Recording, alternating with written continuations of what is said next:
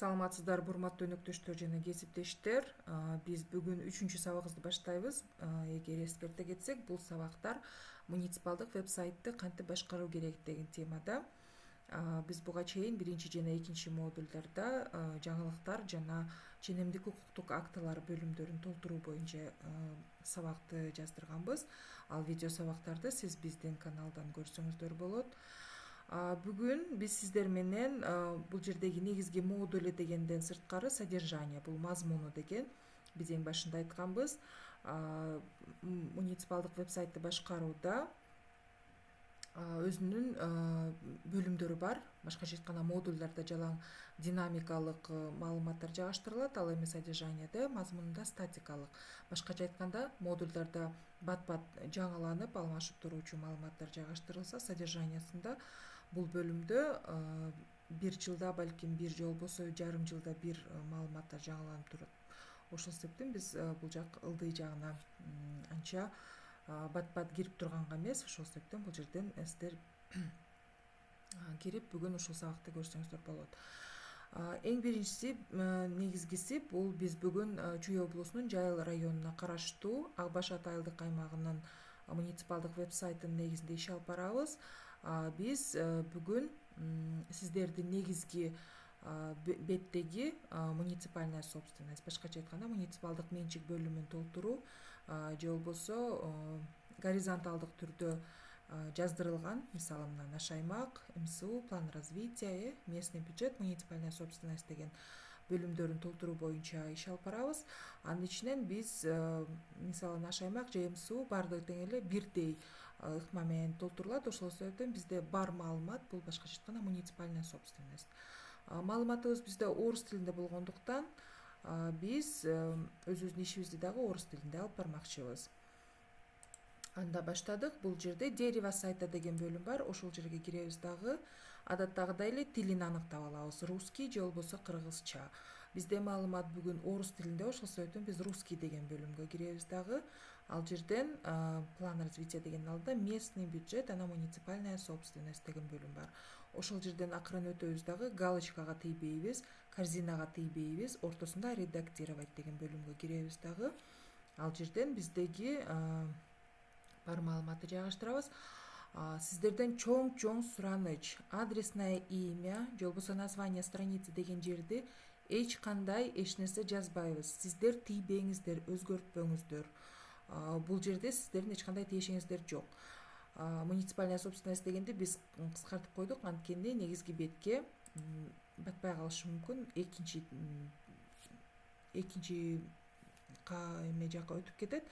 Сапка, ошол себептен биз кыскартып койгонбуз. Эми караңыздар, бул жерге тийбейбиз дедик, муниципальная собственность латынча жана орус кириллица тамгалары менен эч нерсеге тийбейбиз.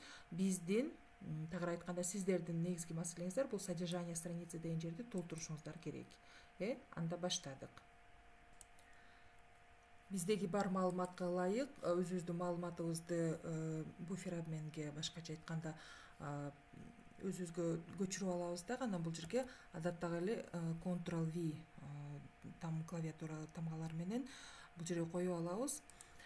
Эми караңыздар, бул жердеги сизде эмне маалымат керек? Муниципалдык менчик. Бул муниципалдык менчик сиздерде кайсы күнү такталган, акыркы жолу кайсы жылы, мисалы ошонун баарысын сиздер жазышыңыздар керек, анткени бул маалымат качанкы күнү даярдалган, ошол маалымат мисалы жаңыланып турганга же болбосо сиздердин өзүңүздөр үчүн дагы же биз окурман сыяктуу, сиздердин сайттын окурманы сыяктуу бизге да бул маалымат кызыктуу болушу мүмкүн. Сиздердин жергиликтүү тургундарыңыздар үчүн дагы бул маалымат маанилүү болушу мүмкүн. Эң биринчиси, бул жерде в состав, мисалы Ак Баш атского аймакка входят 4 села. Буну кааласаңыздар калтырып коюңуздар. Мен бул жерге жайгаштырганымдын себеби, бул маалымат сиздерге керек болуп калышы мүмкүн, анткени сиздердин айылдык аймактагы муниципалдык менчик кайсы айылдарда кандай тиешеси бар, ошого кошумча маалымат катары жардам берет. Эми караңыздар, эң биринчи баш сабын биз адатта карартып алабыз.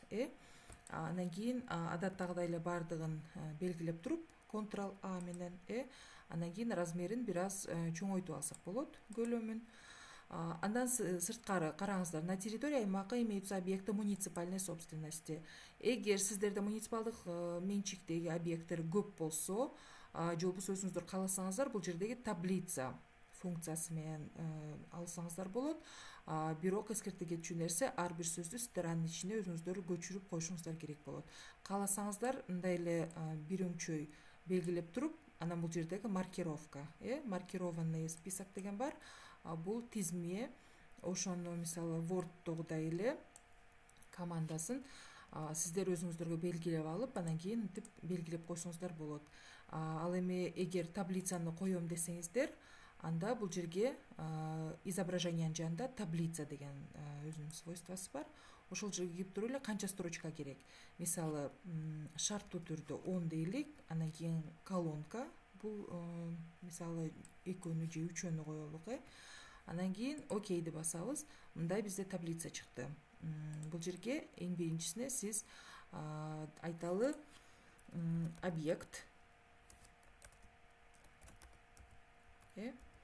объект, андан кийин экинчисине место, андан кийин количество. Количество дейбиз дагы. Анан ылдыйнан Новониколаевская школа-гимназия. Демек бул жерде объект школа-гимназия. Буну биз бул жерден алабыз. Бул жака барабыз дагы школа-гимназия деп туруп. Анан кийин объект место, бул Новониколаевка.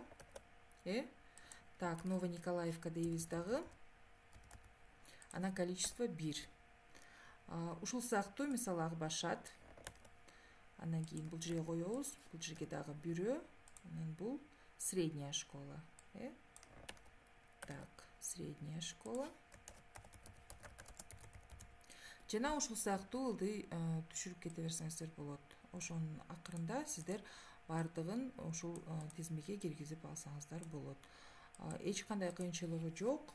Андан кийин бардыгын жазып бүткөндөн кийин сиздер жөн гана бул жерде сохранить дегенди басып койсоңуздар. Анан мындай жашыл галочканы күтүп туруңуз. Страница успешно сохранена.